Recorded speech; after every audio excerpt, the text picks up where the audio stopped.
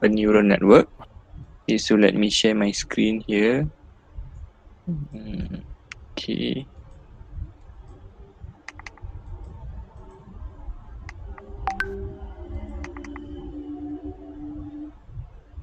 Okay, so you can go later, you can try it out.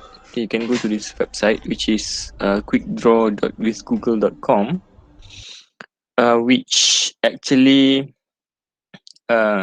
uses a neural network to recognize doodle, which is have anyone tried this apps yet? Pernah cuba? Ada yang dah cuba? Belum. Pernah saya Pernah tak saya. pernah dapat full. Okay, so siapa yang dah pernah cuba, you have already gone through this. Okay, so I think most of you have not tried it yet. Alright, so the apps is actually lets you to draw, okay, a doodle. Okay, doodle tu macam conteng lah, conteng, a doodle, and then the web app will try to identify or try to guess your drawing or your doodle, right? So you have to draw under 20 seconds. So you can only doodle, you tak boleh lukis yang cantik lah. So that's the reason why they buat under 20 seconds, right? So let's try it out. So I have to draw ear. So ear, masih Tiba-tiba ada aku ada dapat duit Harp. dalam bank Islam. Okay, let me see if I can draw harp. Sekejap. Jadi harp ke? Boleh. Alright, computer. How should a computer look like?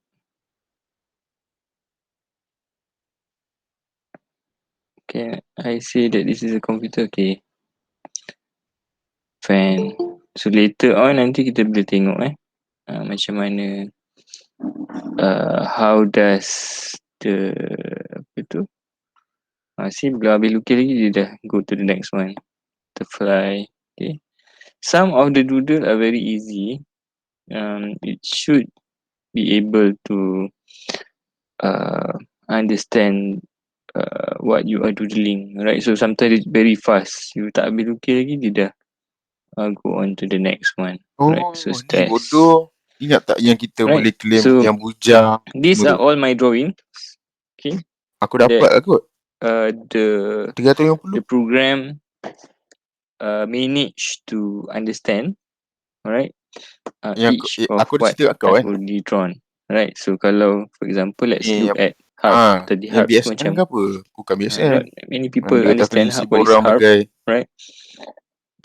So kita boleh tengok, Kelakar bai. Nono saya klik 350. dekat gambar tu. Okay, so you have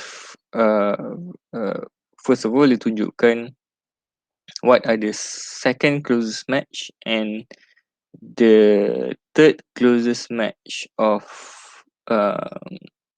anything other than a harp lah. So the Lagi closest apa match top dia league water lah. slide dengan stick. Right, so 350 these are misal banyak the bai. other example drawn by other people. So harp Kau minta dilukis kean oleh itu. orang Kau yang cakap aku tak berbeza. dapat. So if you, as you Kau can see, silap the tu. Kau features are isi quite the pisang-pisang same, tu. right? So Bila kau minta? the harp Waktu contains aku minta waktu bulan similar feature, bulan but 1. the doodle bulan is 1. totally different, right? Waktu aku Kalau tanya you kau tengok waktu gambar tu yang kau cakap pertama kau dah dengan minta lama gambar kan? kedua, Sebelum sangat aku lebih lagi. kurang sama, tapi gambar ketiga ni is totally different, Kau right? dapat kau Okay, so this is bank called apa kau buka? variation lah. So you have a Kau variation letak of register bank apa? Islam ke Maybank? different pattern of the object Tak harp, apa kot. but then it is Tunggu lah lu. classified as the same Esok object. Dia Dah bulan apa start? Bulan 1 sekarang bulan 5 baru sebagai dapat. objek yang Aku waktu sama, tu dah bulan apa? right? Macam hujung So bulan that, 2 aku macam tak dapat ni. tengok contoh yang lain pula, band. Dia transfer daripada So BSN these tu. are the other example yang orang lukis. Ni nampak yang ni tak nampak macam van pun kan, dia tak habis lukis lagi.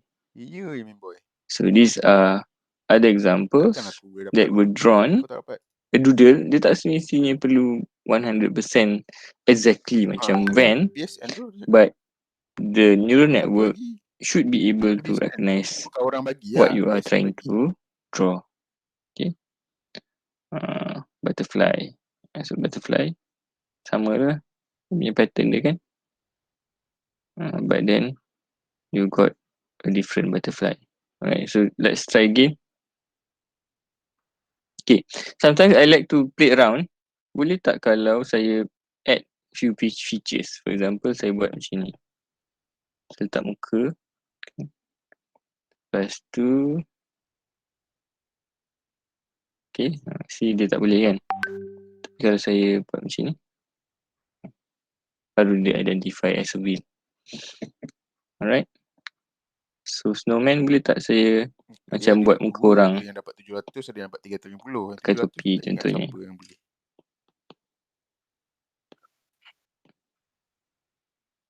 Boleh. Right.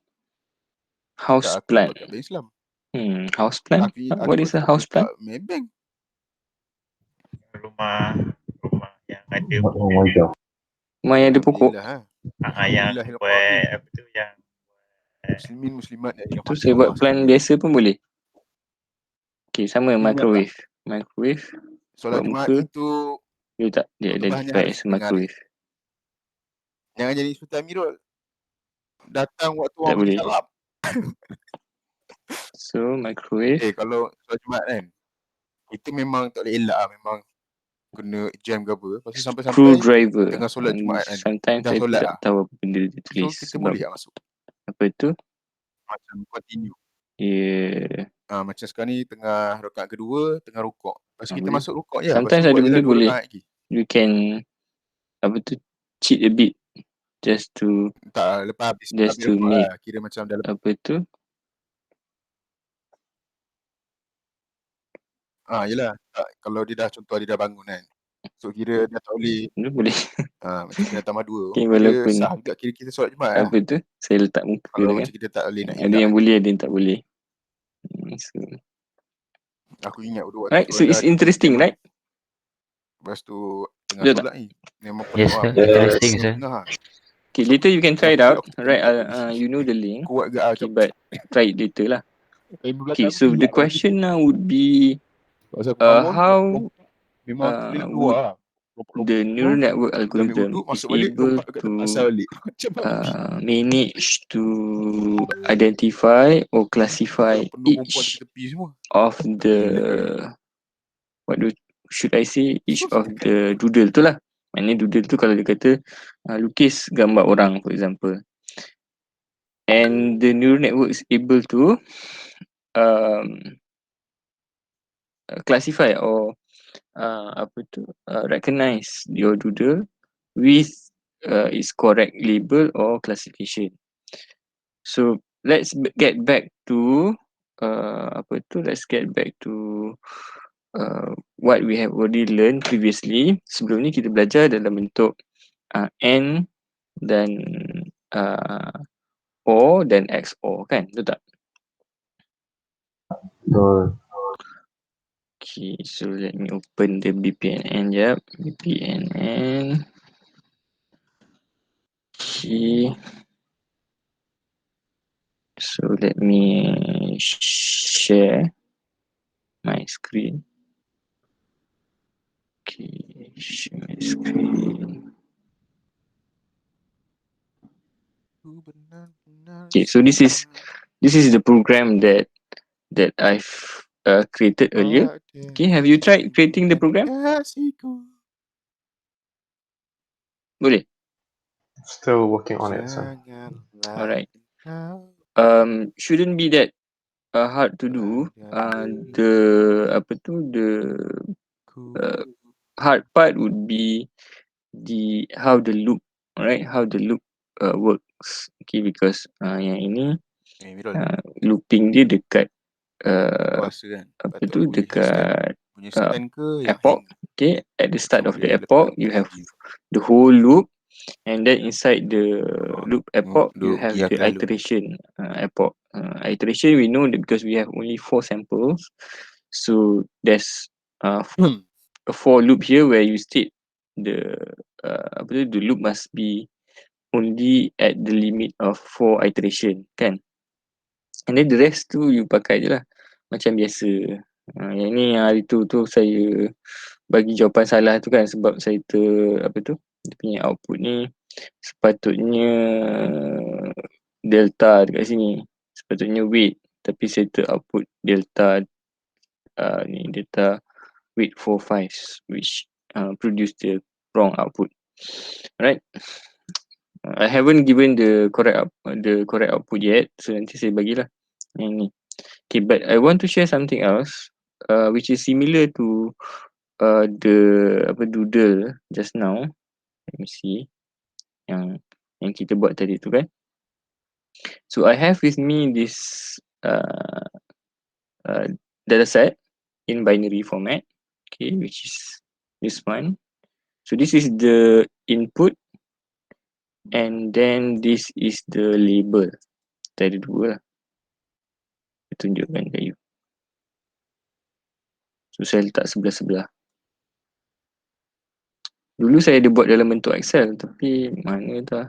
Saya tak ingat saya simpan kat mana. Nanti saya buat balik semula lah. For tomorrow punya class. So that everybody should understand better. Right. Okay, so this is the how do I say it? The sample, alright, that I've gathered or I've created myself. Okay, that actually represent numbers. Alright, so imagine macam ni. So I delete dulu yang ini, delete. Lepas tu imagine I have some sort of numbers macam ni, kan? So saya buat dulu satu.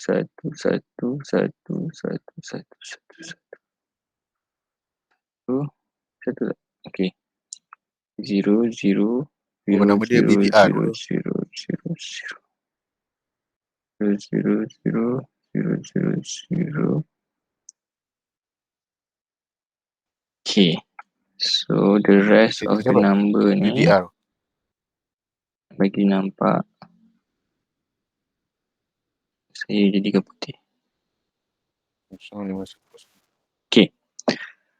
But as you can see, the binary value for each pixel of this 5 times 7 pixel, right?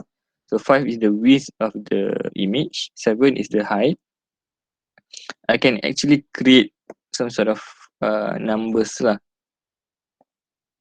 numbering punya system, or a symbol representation of number, which is very simple. Macam doodle tu dia lagi besar image dia. Laju kat saya aku type. Tapi Lagi orang type benda yang aku dah biasa type. dalam Laju, apa tu?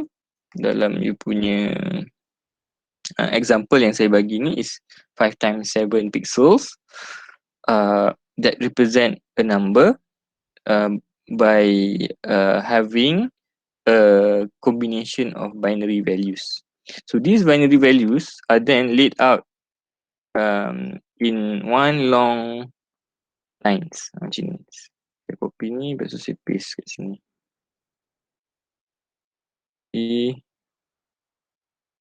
Paste.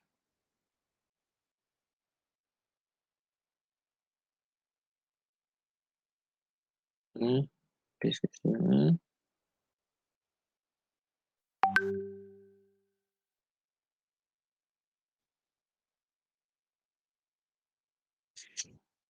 Right, so I get this one long string ni of 35 pixels.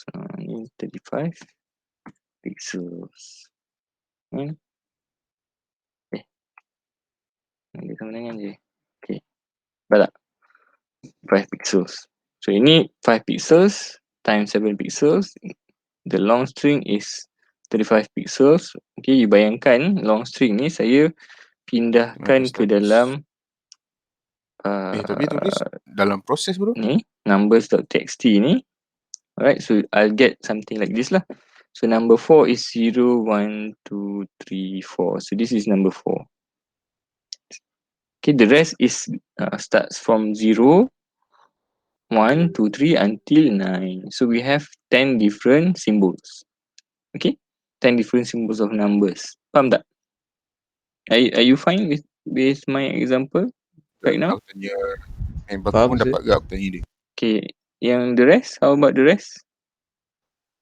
Still can follow, sir. Dia dapat tapi Okay. dia still dekat situ So, tulis dalam proses. now this will become the sebab training dia dapat input tu for dia my tulis neural network model. ya. Okay, bear in mind again. So, how many sample do I have right now? 10. Dah Yes, nak good. habis lah. I have 10 sample because I have one sample of each classification.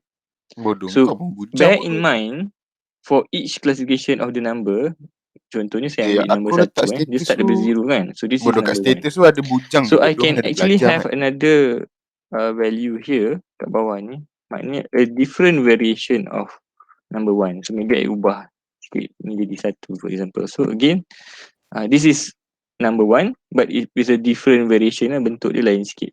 Okay, but Tu kau check sekali later member aku ni I'll baru show masuk you ni lah ke tu. yang itu. Tapi I'll remove this first.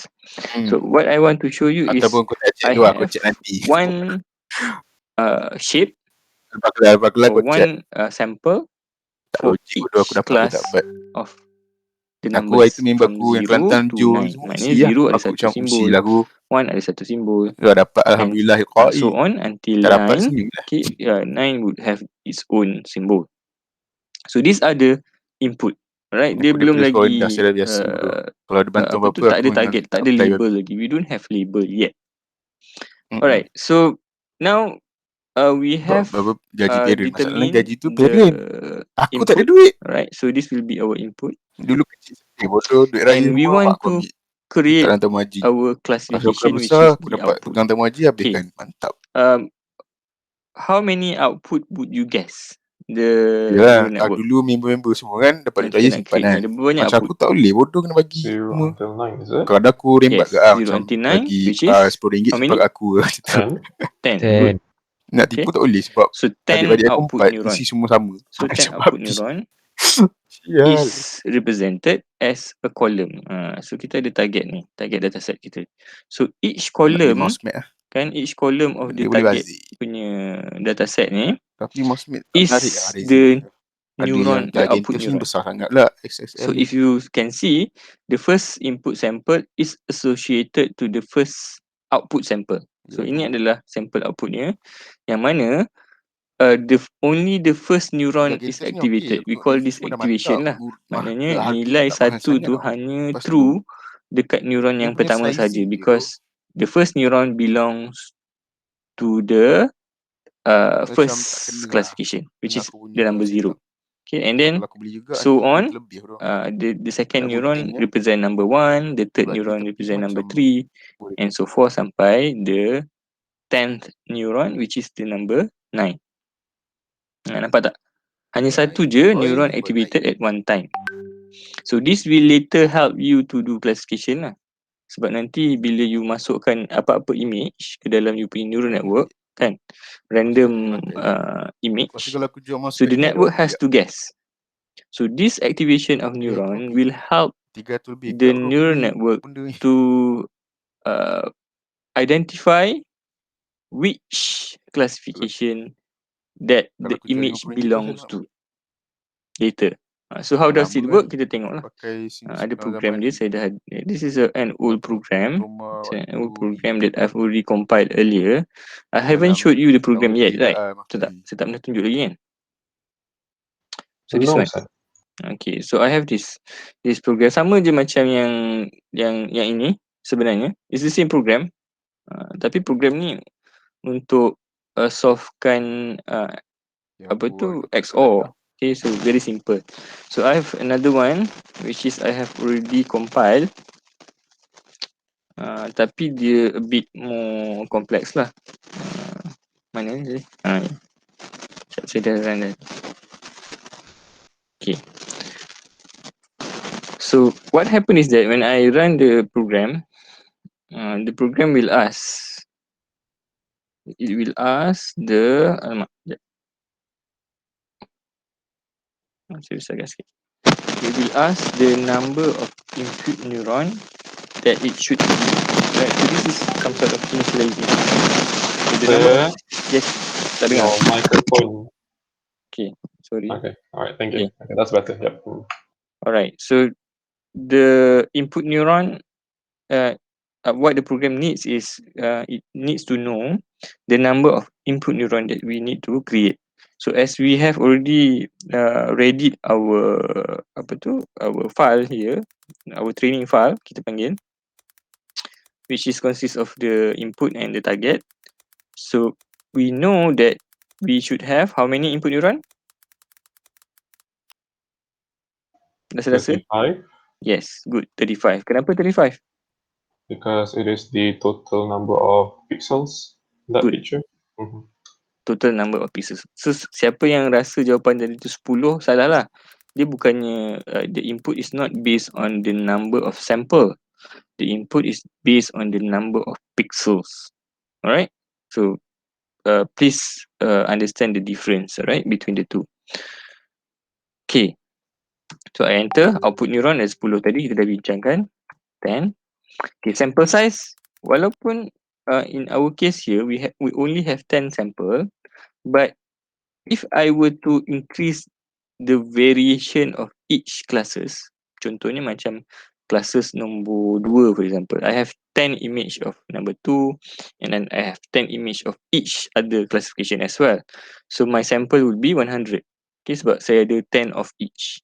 Right? So again, please be able to differentiate between the sample size and the class. Alright, so class kita ada 10, sample kita boleh ada lebih daripada 10. Tapi untuk contoh yang ni ada 10 je lah. So hidden neuron. Okay, hidden neuron is up to you. It's very purely experimental. You can use the suggested how do I say, suggested equation, alright, which is input divide by 2 or the minimum number of output neuron lah. Maknanya output neuron 10, you punya hidden neuron tidak dinasihatkan untuk mempunyai kurang daripada 10 neuron. Tapi boleh je you nak buat kalau sometimes it works. Alright, again, like I said to you earlier, it's very experimental. There's no right or wrong guide to choose the number of hidden neuron. Tapi kalau you buat research, you have to lay out the number of hidden neuron yang you akan buat dalam eksperimen you lah. Maknanya you bukan buat satu saja architecture of your neural network, you akan buat banyak. Then you lay out the combination of hidden neuron in order to get the best model. Okay, the best model that is able to do some sort of generalization. Apa tu generalization nanti saya explain lah. Okay, so for the sake of this exercise, I just put 20. Okay, so kita letak 20 dulu. So column size ni program lama, sepatutnya dia terima image, tapi saya dah pre-process jadi macam ini. Okay, nak bagi senang. So to rebuild the image, I need to know the number of width of the pixels. Alright, so the width is 5. Then maximum epoch is up to us lah. Kita nak train sampai berapa. Okay, so saya sebab program ni dia very fast, saya tak keluarkan setiap iteration. So I can put until 100,000. Okay, 100,000 epoch. Learning rate saya boleh dia laju sikit, 0.2. Okay, so this is initialization lah. It put up random width value. Okay, kalau you tengok in between the hidden neuron and the and the input neuron. Okay, you get, oh sorry, yang ni sekejap, daripada 10 je. Sepatutnya dia ada 32. Saya tak keluarkan semua kot. Right. But then ini adalah dekat apa tu, di in between the output and the hidden neuron. Right, so yang ni kita ada 20 lah. Sorry, 10 je sebab dia punya output neuron ada 10 kan. So ni lah sampai neuron 9. Okay, so press any key. Okay, dia suruh masukkan input training file name. Saya masukkan lah number. Tadi tu kan number.txt. This is the number yang tadi saya read je daripada text file tu. Lepas tu target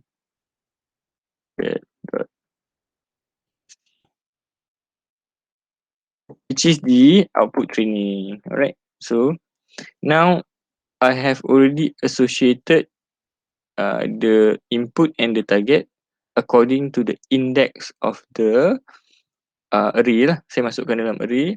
So index dia mesti sama. So association dia betul lah. Maknanya nombor kosong, for example saya letak kosong kan. So dia akan rebuild balik. Ni lah tadi tu column tadi saya nak tahu 5 tadi untuk rebuild balik image ni jadi 0. So target dia adalah 100. Okay. While 1 macam ni, 2 dia macam ni. Okay, nampak tak target dia berubah. 3, okay, the target changes. 4, 5, 6, 7, 8, 9. Okay. Up until now, faham? Any question?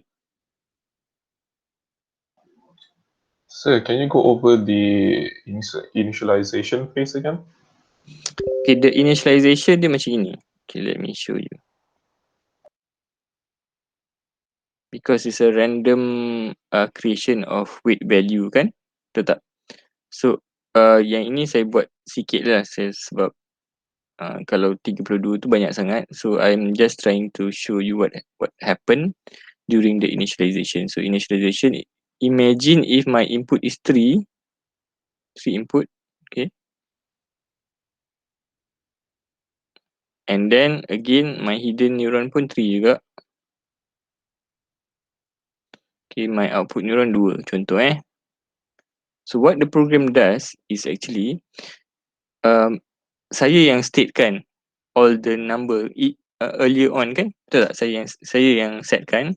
Saya bagi tahu okay, the input ada 3, the output ada 2. Tadi tu 10 lah. Okay, ini untuk contoh yang ni. So the hidden ada 3. So the program quickly create an index 0, 1, 2 untuk input, 0, 1, 2 untuk hidden, 0 and 2, 0 and 1 for the output. So the weight, kan, weight ni adalah dynamic weight.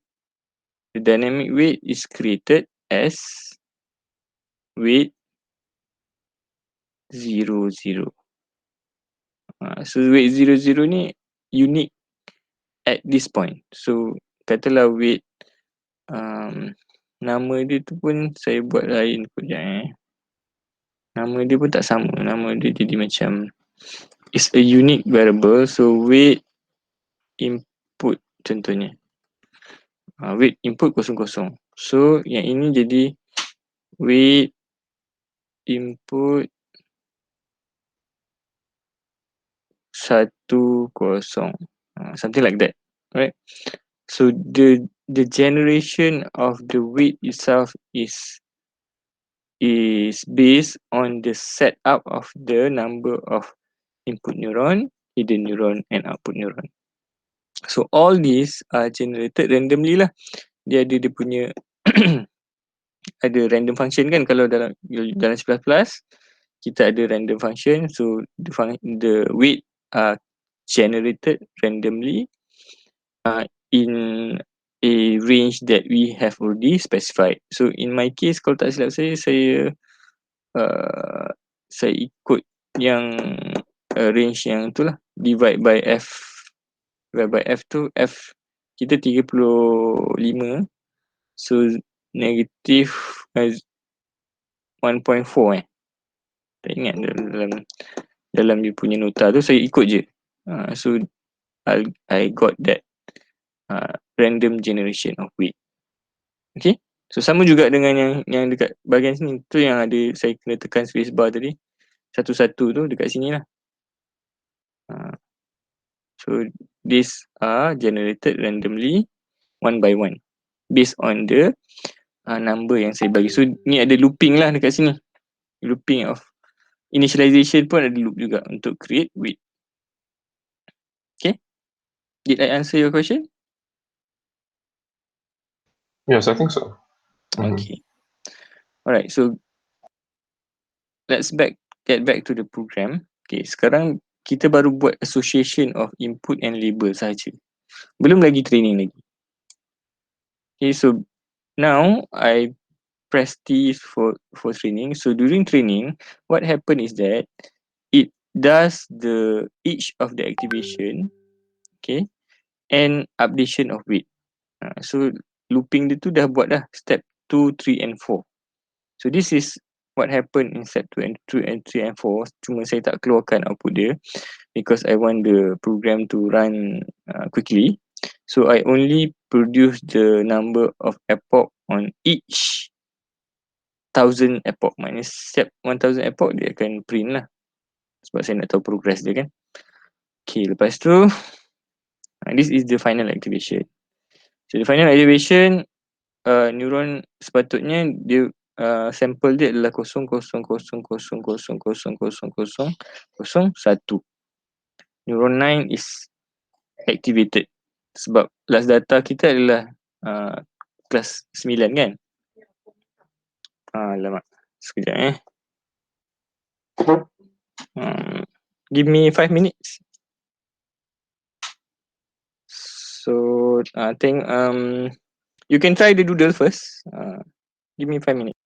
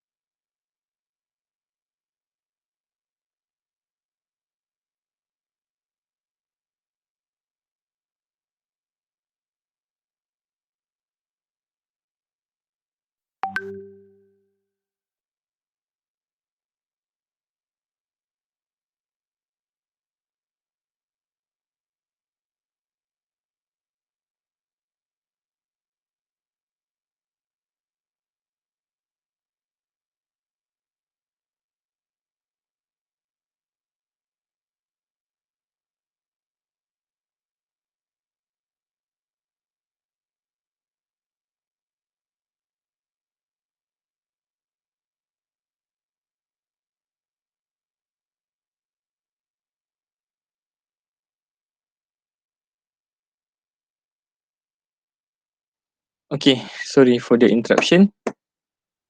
Dah try dah doodle tu? Dah, sir. Cannot get full, sir. Alright, so kat mana tadi kita? This one, right? So kita tak try out lagi. So we want to try something like the doodle, alright? So when I press a key to continue, so what happened is that the program will ask for an input, alright? So now the input tak macam tadi tak awal-awal for training kita masukkan all the samples, alright? But for testing, so this is testing. We want to test whether the neural network is able to classify or not. Oh, I know, it's cup. So nak try dia boleh classify ke tak. So kita ambil lah satu number. So choose one number from 0 to 9. 7. Okay, 7. Let's try number 7. 0, 1, 2, 3, 4, 5, 6, 7. So this is 7. Okay. So I copy this 7 ni. Lepas tu saya paste dekat satu file ni. Apa-apalah. I can name kebetulan file ni nama dia 1.txt, so saya save kat sini je lah. So I don't have to create a new one. So later kalau you nak create nama yang lain pun boleh. Alright. Right, so the file name is one kan tadi, one.txt. Ini bukan nombor satu lah, dia nombor 7. Nampak tak? So reading from the file yang saya masukkan tadi tu, the program managed to classify that the number is 7. So this is not that surprising because of course sebab sample yang kita dah train tadi tu earlier on, the neural network should be able to understand already. Dia dah nampak, dia dah selalu nampak contoh yang sama. Dia dah diajar dengan to associate number 7 with the label that I put on earlier lah. So the activation would be on the 8th neuron, dia akan activate 8 neuron ke-8 akan mempunyai nilai yang paling tinggi. Itu cara dia classify lah. So the highest activated neuron is the classification. So that's why saya dah labelkan neuron mana yang paling tinggi activation, itulah nombor dia. So dia dapat lah nombor 7. Okay, but sama juga macam you all. Kalau saya bayangkan you all tak pernah tengok nombor kan, you tak kenal nombor, dan saya ajar you, I'm teaching you the symbols of a number. Alright, so my sample macam tadi tu lah. Sampel yang saya bagi tu ada setiap satu sampel, satu classification, satu je sampel yang saya bagi. Right, so how do I know that you understand the shape of the number? So one way of knowing is to change the sampling, right? So probably I ubah sikit kat sini. So this is a simple adjustment to the file so that it is a different number. Okay, so it's a different number. Nampak 7 saya ni dia lain sikit daripada 7 yang asal tadi. Sama macam case doodle tadi lah. So I have different variation of 7 where it is not shown during training. Masa training, neural network saya tak pernah nampak shape yang macam ini. Because walaupun satu je perubahan dia, tapi the neural network tries to understand the features of the number. Sorry, right? So I couldn't guess it. In this case, dia identify, dia kata, so this is probably 7. So this is what we call as generalization.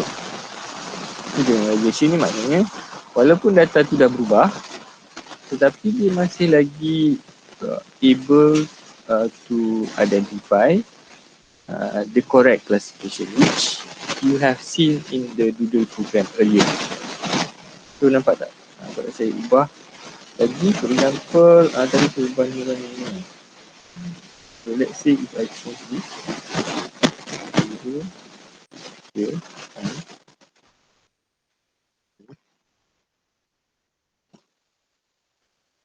oh, okay.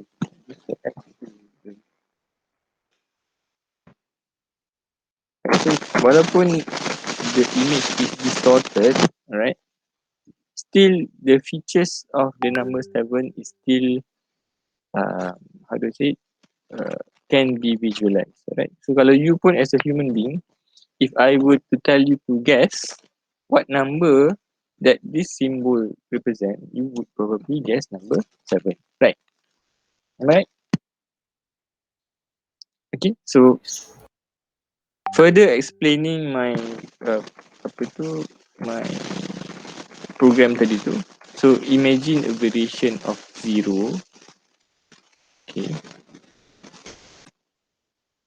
Sepatutnya during training, you bayangkan dalam kotak yang warna merah ni adalah training. Yang luar daripada kotak daripada merah ni adalah testing. Maknanya ni yang diajar dalam kelas, kan? Tetapi bila saya nak test you, saya test dengan something else. Alright, so I'm testing with a different variation of the same number. 2 ni mungkin variation dia macam ni. Right. So it's a different variation of the number that would probably have the same meaning and classification. That's the reason why walaupun dah distorted input ni tadi, dia masih lagi dapat classify that the number is 7. Okay. Boleh? Boleh saya. Ada soalan?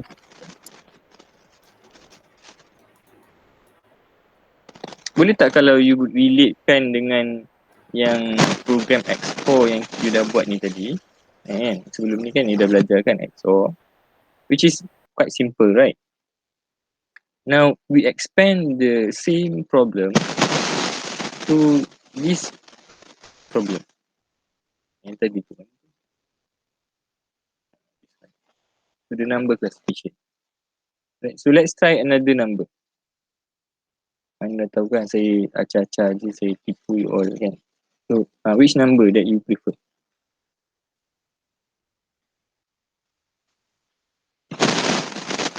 Lapan. 8. Okay, good choice. 8. Okay. 8 ni dia unik sikit. Saya suka kalau you cuba nombor 8 ni. Sebab nombor 8 ni ada few numbers yang a bit similar to it. Kalau kita tengok kat sini. Saya, Yes. mic saya ada sensitif. Okay. Is it? Okay. Kalau macam ni, Hello. masih ada lagi ke? Okay, right. Kelati. Kalau ada bunyi lagi, bagi tahu. Baik, Right. boy. Number 8. Okay, imagine number 8 is like this. So this is the training sample, right? Number 8. So 8 ni dia macam-macam lah. 8 kan? Okay, however, ada juga sampel yang lain yang identical to 8, which is 3. 3 ni, beza dia adalah missing value dekat sini. Kan? So, the program might get confused between 3 and 8, or probably 6, kalau 6 tu macam ni. See? Dia beza dia dekat sini je. Or 9. If ada classification dia 9 tu macam ni. So, it's a difference of missing value here. Kan? Kalau saya buat bulat kat sini. Missing value sini jadi 6. Missing value sini jadi 9. Missing value kat sini jadi 3. So, kalau for number classification, because some of the symbols are quite similar, so the network tends to do mistakes. So that is also part of generalization. But our aim is to do as less mistake as we can do. Okay, maknanya kalau boleh kita nak kurangkan kebarangkalian program kita buat mistake. Right, so I have copied number 8. Now I have to paste it here. Okay, save. So supposedly number 8 dia boleh lah. Okay, kita try. F. So 8 boleh kan, tapi what if we change? What if we change then the value of number 8? So kalau saya ubah kat atas ni, ini kosong. Save. Boleh tak dia identify sebagai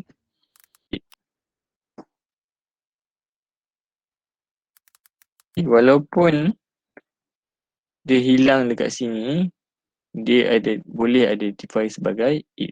Okay. However, kalau saya buang dekat sini, meaning one of the value here is missing, would it still consider this as 8? Okay, kita tengok boleh tak. Terkacau lagi kan data dia. I think it's this one. Save.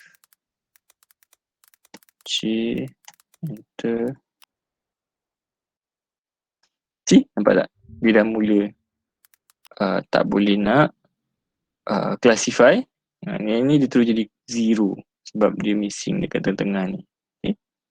So showing that probably the neural network that we created just now could not generalize very well if the missing information is too much. Maknanya kalau information tu dia terlalu banyak yang hilang, dia akan ada masalah untuk buat classification.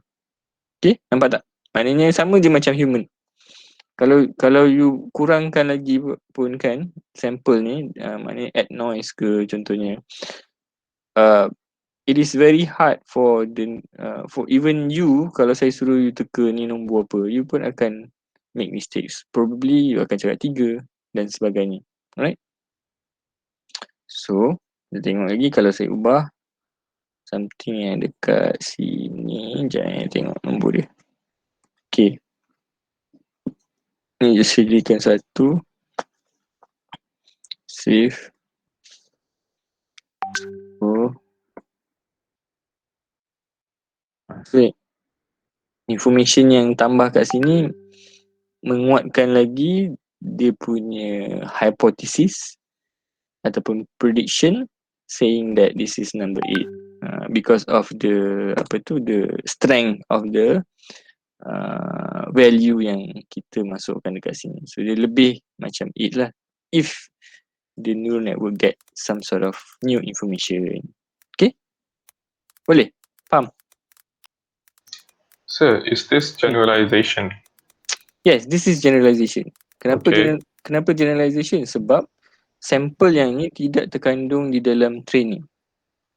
Yang training tu yang cantik tadi tu lah. The 8, that sharp 8 tadi, that is the only information that you get during training. Okay, but then during testing here, what we are doing now is testing. So we are testing with sample that is not seen in the training set. So what the network is trying to do is to generalize.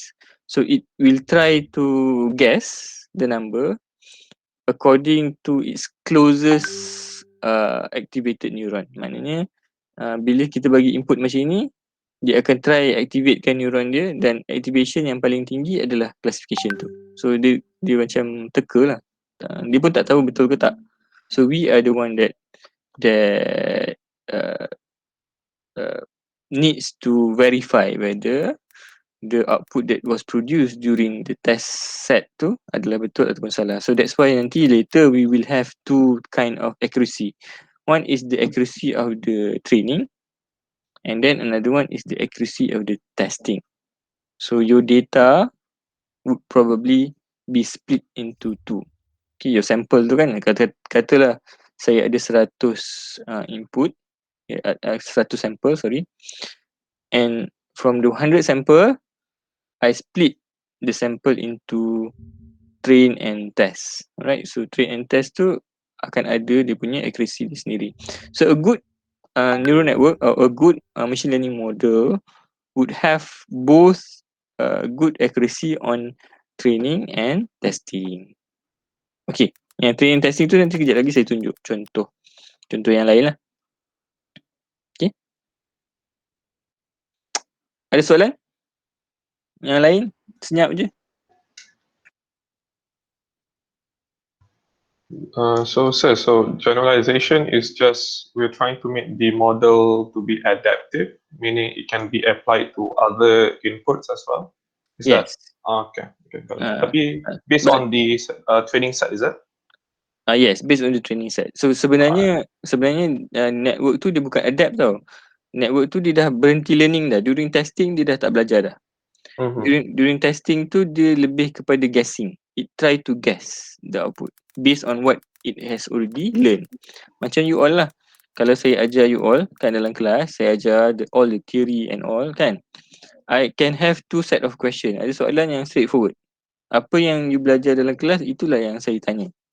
Definitely if you pay attention, you will be able to answer. Kan? Betul tak? Okay, and then there's another type of question where actually the concept is the same tetapi diolah sedikit macam you tak pernah nampak that example. Right? But actually it has been teach during class. Cumanya if I were to check whether you understand, the context of what that has been taught in the class session, I just ubah sikit, twist sikit soalan tu to see whether you understand or not. So if you are able to generalize during what that was learned in the class session, you should be able to answer the test session. Something like that. You bukan adapt dah. Dia dah tak ada proses updation of error, updation of weight. Tak ada dah. Dekat situ nak test you punya ability. Tapi during training ada correction. Ada proses correction. Sebab tu masa dalam class session kan, kalau you tanya soalan ke you jawab salah, saya boleh betulkan. Tetapi during test, saya dah tak betulkan dah. Test tu adalah untuk evaluate you saja. Okay, so a good accuracy during the test shows that you are able to grasp the concept of learning tadi tu lah. Okay, boleh? Right, sir. Thank you. Understood. So bear in mind during training dah tak ada update dah. Weight training ke error checking ke dah tak ada. Kita hanya buat activation saja during training. During during testing, sorry. During training ada. During training ada calculation of error, ada updation of weight. Orang lain tak ada tanya? Semua dah faham? So far okay sir. Apa tu explanation saya jelas sangat ke sampai tak ada soalan? You all tak ada doubt ke, tak ada macam betul ke Cik Razin ni ke dia gebang ke, tak ada? Okay sir. InsyaAllah. Recap Okay. sikit lah sir kalau boleh. Dia awal-awal tadi lost sikit sebenarnya. Tak, dia kalau you tak faham, you can always ask. Alright. Okay. However, I will continue on the same example tomorrow. Tapi saya ubah sikit lagi lah. So mungkin hari ni is mapping between input and label. Sebenarnya saya boleh map juga kepada diri dia sendiri. Itu another level lagi. Maknanya mapping dia adalah kalau saya masukkan apa tu data saya, kalau saya masukkan nombor 8 for example, saya bagi contoh ini saya explain esok lah. Kelas lain pun saya tak masuk lagi topik ini. So katalah saya train nombor boleh lah nombor 8. Saya train nombor 8 kan. And saya mapkan kepada diri dia sendiri. Map exactly. Yang ini exact. Exactly macam input yang saya masukkan. Okay. Tak ada cacat cela. Alright. Ataupun saya boleh buat nombor 8 ni smaller. Kenapa smaller? Sebab saya nak save neuron. Saya nak save computation. Right? Nanti ni pun kita akan belajar lagi later lah. Dalam unsupervised neural network. Right? Dia tak ada label. Right. So, what happen is that kalau later saya tunjukkan network ni dengan information yang missing macam ni. Missing information. So, what the network does, it will either, kalau saya train dengan neuron yang lebih kecil kan, dia akan jadi balik lah 8 yang complete ni. Dia akan map kepada output yang macam ni. Kalau 8 ni incomplete macam ni, dia akan betulkan balik. Dia akan completekan balik macam ni. So this is another capability of a backpropagation neural network algorithm. Alright. So nanti yang ini saya tunjuk esok lah. Saya nak, it's either I need to edit the previous program sebab saya dah pernah buat dah sebelum ni. Tapi banyak sangat saya punya file, saya pun tak ingat letak ke mana. Tapi I think I can manage to tweak the program so that it can do something like this. Alright. So do you need a 10-minute break? Nak break ke? Yes. Okay, so kita berehat sekejap lah. Alright, sir.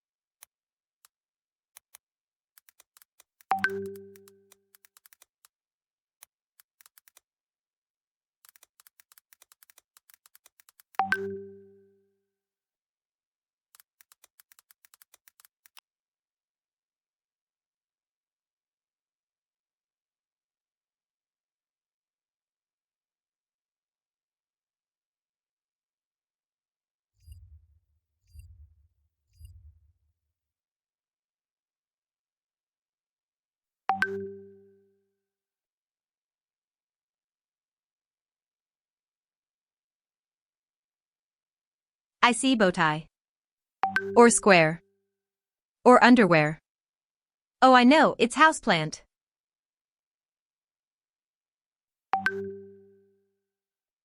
I see moon. Or circle. Or baseball. Oh, I know, it's watermelon. I see rainbow. Or umbrella. Or telephone. Or lock. I see mushroom. Or bear. Or headphones. Or computer mouse. I see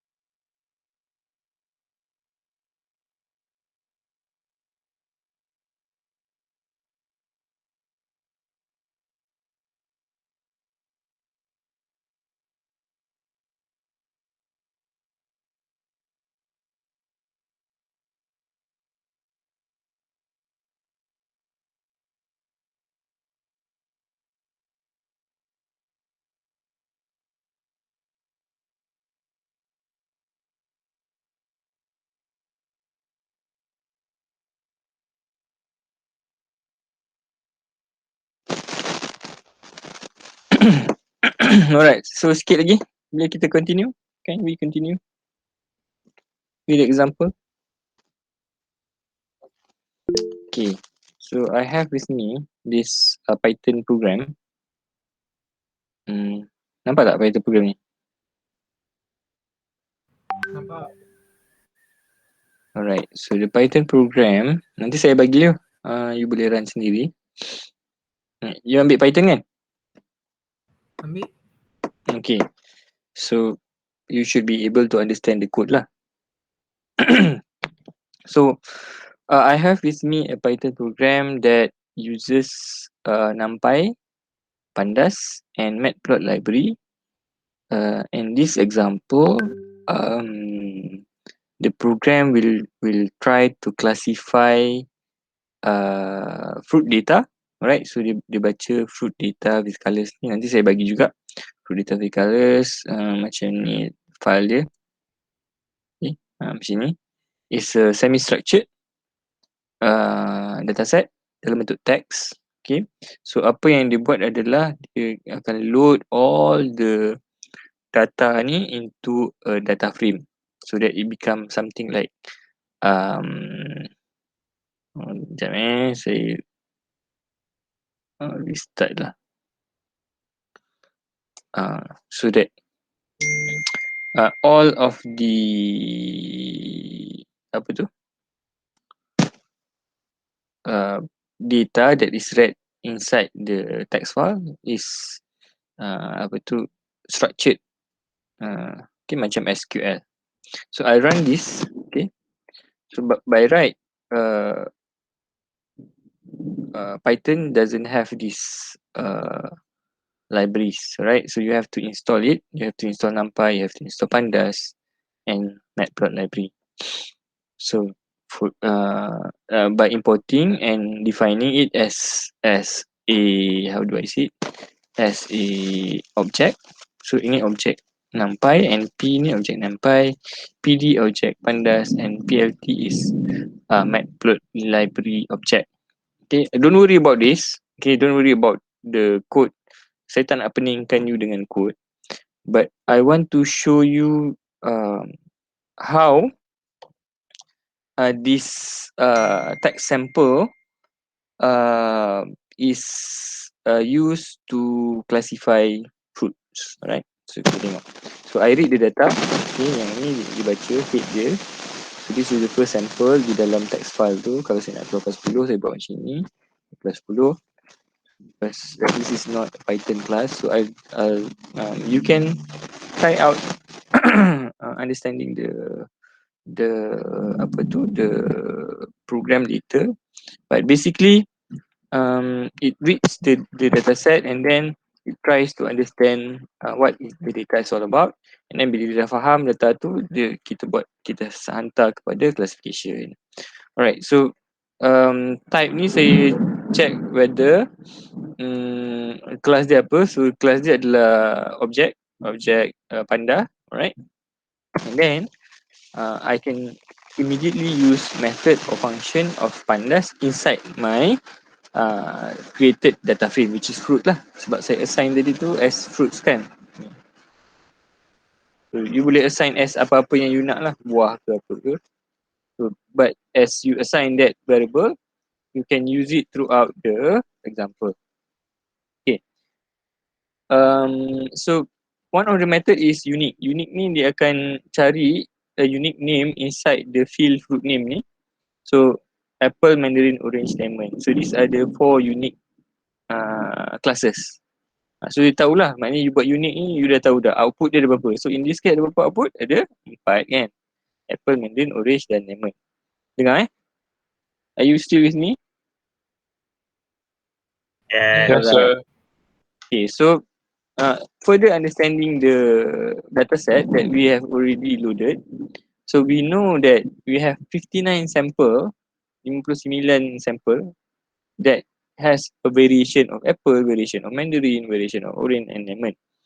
And each of the sample has 7 field ataupun 7 parameter, right? further understanding how data frame is created, you boleh tengok lah ni tak ada benda ni, just nak tunjukkan data frame tu macam mana kita create. Okay, so yang row yang 3 ni tak ada kena-mengena sebenarnya. Cukuplah you tahu macam mana nak manipulate kita punya created data tadi tu. Boleh juga guna function method describe to describe the numerical values of the dataset. So dataset kita ada 5 numerical value, which is fruit label, mass, width, height and color score. So dia punya mean of the fruit label ni, fruit label is the label lah, is the classification. Kalau kita tengok balik ni kat atas ni, nampak tak? Apple 1, Mandarin 2 kan. So bila kita nak apply ke dalam machine learning model, kita tak boleh letak dalam bentuk text, right? Because we need to calculate the output and we need to calculate the error later. So it must be in a form of a numerical value so that we can do some sort of scientific calculation to identify whether the output is correct or not. Okay, kita boleh kira error. So that's why label ni kita tak ada kena-mengena lah. So input dia ada 4 je, mass, width, height and color score. Dan kita tahu all information is complete. Dia tak ada missing data. Sebab sampel kita 59, kesemua sampel ni ada 59 item. Alright. Tetapi kalau kita tengok daripada segi dia punya mean dia, kita boleh tahu yang sebenarnya dia punya value dia ni tidak sekata, right?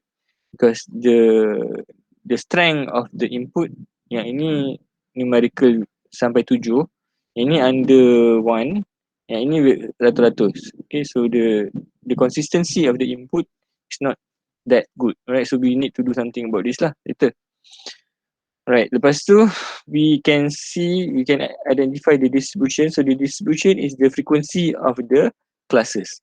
So frequency ni adalah variation ni lah, maknanya Apple ada 19 variation, Lemon ada 16 variation, Mandarin ada 5, not much, and Orange is 19. Okay, yang ini adalah bawah ni adalah dia pakai macam matplot library juga, Seaborn ni. It's an extension of matplot library. So just to create a bar chart. Okay, bar chart ni dia tunjukkan lah taburan frequency of the fruit tadi tu. Okay, yang ini box plot, tak ada benda sangat lah. Ini just untuk plotting of the sample. Alright, nak tunjuk je. Ni dia punya histogram to see the normally distribution of the data set. Okay, and then this is the scatter plot of the data set. Yang ni scatter plot without color score, color marker. Yang ini dengan color marker. Okay, bila saya buat yang ini, kalau you perasan dia ada feature name yang 4 ni, kita assign dia kepada a new data frame which is X, and then we have another data frame Y. So X and Y ni akan menjadi input kepada kita punya machine learning model lah. Okay, X is the input, Y is the label. So kalau saya print kat bawah ni, print X kan, just nak tunjuk kat you, print X. So inilah training sampel kita nanti. So kita ada 59 sampel, right? Because they start from 0 kan. Dan sorry, Alhamdulillah. So label kita pun mesti sama juga. Dia tak boleh lain, dia tak boleh, label tak boleh berkurang. Okay, label mesti sama dengan input. Okay, so further on, bila saya nak splitkan, sebab dalam Python punya machine learning model ni yang kita akan gunakan ni, dia lebih kompleks lah daripada program yang saya buat tadi tu. Sebab dia ada train and test set. So before we can apply our sample to the model, we need to separate our data 59 sampel tadi tu kepada dua pool yang berbeza. Satu adalah train pool and then another is testing pool. Alright. So in order to do this, there is a function, train test split function from sklearn from sklearn punya class where you have to install juga. Dan train test split ni dia akan parameter dia input x, y label, dan random state ni by default kalau kita tak letak dia akan random split lah. Okay, dia akan random split, so we don't want that. So that's why saya buat random state dia as 0 supaya data tu walaupun dia generated randomly, dia punya splitting dia, tapi setiap kali saya letak kosong ni, dia akan split data tu dengan splitting yang sama. So that later if I want to test, I will get the same test and train and test split, right? So let me run this example. So bila saya dah run, saya punya test sample ada 15, saya punya sample ada 44, and the X masih lagi 59. So 44 campur 15, kita akan dapat 59 lah. So ini adalah kita punya train, 344. Again, kita punya test kita adalah 15. Kat sini faham kan dia split kan 59 tu kepada dua bahagian. Boleh? Are you all good? Boleh sir. Alright. So bila kita dah sediakan kita punya sampel tadi tu, again awal-awal tadi dia punya data dia tak, input dia tak konsisten, so we use the min max scaler to make it consistent. So min max scaler ni dia akan buatkan supaya kalau saya print extend ni kan, tadi kita dah apply ni kan, so now ada dah extend. Sorry sir, mic sir. Oh, okay.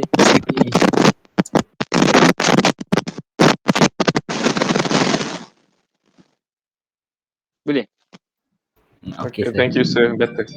Alright, so when I run print x test, jadi macam ni.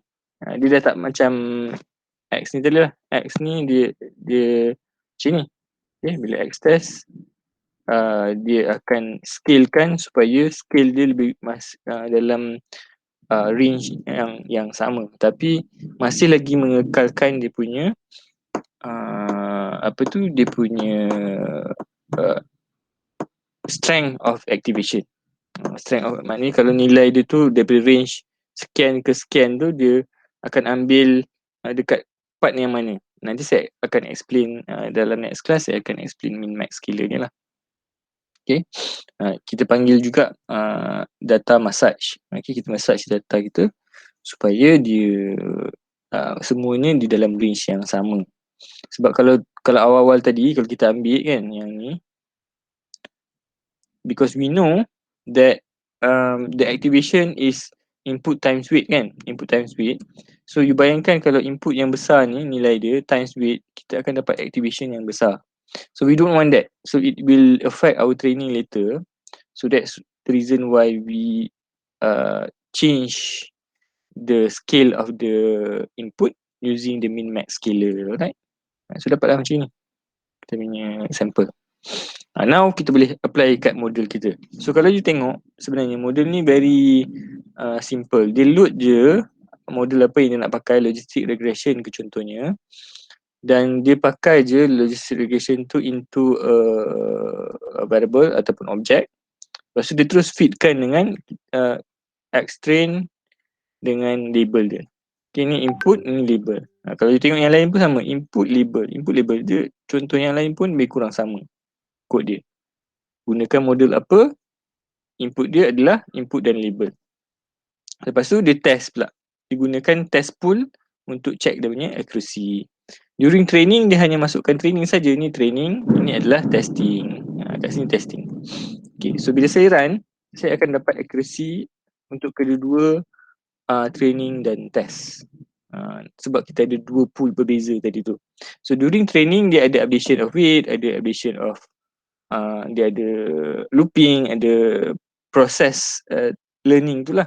Tetapi during testing tak ada. During testing adalah how the model is generalized towards the given test set. Yang 15 tadi, 15 pool data. Okay. So I run the next one. Ni model yang pertama, logistic regression. Ni adalah output dia. Bukan output dia, ni dia punya accuracy dia. Okay, accuracy of the model. Ni decision tree, accuracy of training 1. Okay, apa yang saya ajar dia semua tahu. Tapi bila saya test ada yang salah. Okay, yang ini ada perubahan dari segi parameter dia. So still lagi salah yang sama dekat test set dia, tetapi training dia berkurangan, right? So this is the k nearest neighbor where the test set betul semua. Maknanya daripada 15 tu semua dia dapat generalize, right? Dia dapat jawapan yang betul lah. Maknanya apa maksud dia? Maksud dia adalah given this information, maknanya mana tadi?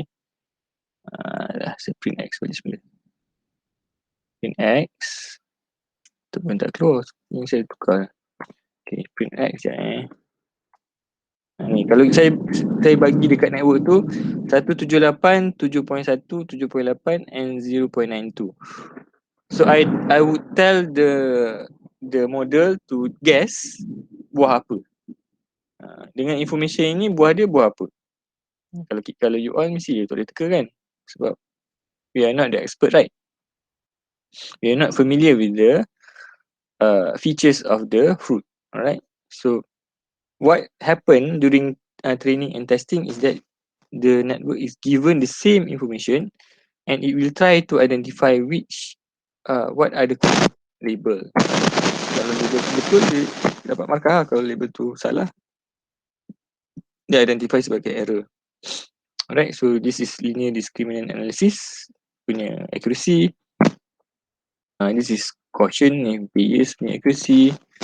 This is spot of the machine. Kita tekan. Okay. And then the last one adalah sebab kita dah tahu which model yang accuracy-nya tinggi, which is k nearest neighbor. Yang ini generalization yang paling tinggi. Kita ambil ni sebab dia punya training pun tinggi juga. Okay, so this is the yang last kali ni adalah lebih kepada nak tahu skor je lah. Dia create confusion matrix dan juga classification report untuk k nearest neighbor. Nanti kita belajar k nearest neighbor ni. Right. So k nearest neighbor ni bila saya plot decision boundary, so ini adalah method yang dibuat iaitu plot fruit KNN. Nanti boleh tengok method dia. This is the method depth plot fruit KNN. Ini ada parameter dia. So parameter ni akan digunakan dalam body of this method, yang mana bila saya run, saya akan plotkan dia punya two-dimensional map for the KNN. Okay, KNN ni kita tak belajar lagi. Tapi tak apa, you can see how it works. Basically nanti bila kita dah habis, ni minggu ke-6 lah.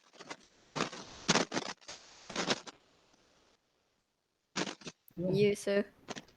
No.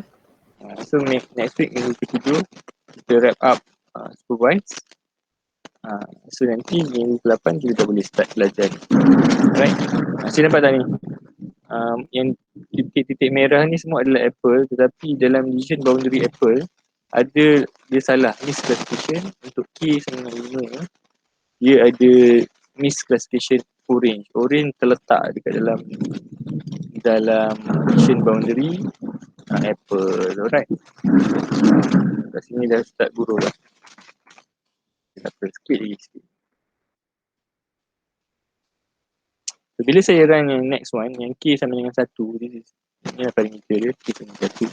Tadi tu K sama dengan 5. Kita tengok. Jangan slow sikit. So the decision boundary should improve. Tapi ini purely experimental lah. So dia dah improve. Maknanya because of the K equal to 1, the KNN is able to classify correctly. Nampak tak dia 6 je semua ni. Yang orange ni dia duduk dalam decision boundary dia, while apple pun sama juga duduk dalam decision boundary dia. So this is actually a non-linearly separable function, which is not able to be applied in a normal perceptron. Okay, perceptron yang kita tengok, kita ada beberapa data, tapi kita nak pecah daripada dulu tak boleh kan. So now you can do something like this lah, where the division boundary is created so that the correct classification will fall into that division boundary. Okay, so itu yang dibuat di dalam KNN yang kita akan belajar nanti. Okay, so hari ni apa yang saya nak tunjukkan yang tadi, so saya recap sebelum kita habis. Mula tadi saya tunjuk yang doodle tu kan. So lepas tu, to relate what exercise from the doodle that we have already done is to relate to the multi-layer perceptron. So multi-layer perceptron tu saya tunjukkan yang mana if the doodle is a black and white colour, so the black being the input 1 for each pixels and input 0 for white pixels, and how it is sent to the neural network model to do classification. Itu you dah nampak kan? Hopefully you understand that part. And then the second part in this exercise would be to show you that not necessarily must be image kan? Contoh saya bagi tu image. Tapi what happen if dataset kita bukan image? Adakah kita tak boleh nak learn? Boleh, asalkan dia ada pattern. So in our case, our pattern is the consistency of the width, height and color score that would be able to represent each classes of the fruit dataset. So daripada data yang kita boleh baca numerical value ni, kita boleh classify dia ni sebenarnya buah apa, alright? So you can also do that. Not necessarily must be images, alright? And we have also able to to understand that our samples can be both be interpreted as train and test set. Train and test set ni penting supaya kita tahu kita neural network ni boleh generalize. So I'll give you the file later so that you can try it out on your own. You boleh ubah data tu based on ni kan. Kalau you ada text file yang lain, you boleh ubahkan menjadi contoh yang sama tetapi you apply pada problem yang lain. Okay, so setakat ni tu je. I think that's it for today. Thank you very much. Before I end our session, is there anybody that would want to ask question? Nak tanya soalan? No questions from me, sir. Thank you. How about the rest? Yes. Week 7 nanti ada test kan? Okay. Test nanti masuk semua yang baru belajar ni je kan? Yes, mestilah test akan masuk yang belajar je. Dia tak akan masuk yang pelik-pelik ni tak masuk. Right. Nanti sir buat hari Khamis masa maths lecture ke macam mana? Yes, probably during that time. So I will assign you all to each of your group. Yang saya akan buat teams tadi yang saya janji tu kan. So nanti you akan join teams tu. So the question will be inside there. Okay? Okay, alright sir. Nak confirm je. Thank you. Tapi soalan apa subjektif or objektif? Okay, soalan dia akan ada campuran. Akan ada subjektif, akan ada objektif. Okay, subjektif tu mungkin pengiraan lah. So dia ada calculation.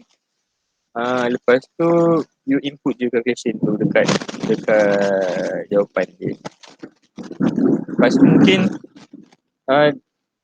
kalau ikutkan you punya scheme of work, total percentage of test is 100 kan? 100 mark kan? Mungkin ada 20 marks yang soalan dia test kefahaman you lah. Maknanya sama je macam apa yang you belajar dekat dalam kelas, tapi dia ada sedikit perubahan untuk test dia punya understanding. Contohnya macam saya bagi sampel kan, sampel dataset. Lepas tu you kena identify ada berapa banyak input neuron contohnya, ada berapa banyak hidden neuron, ada berapa banyak things like that lah. Okay.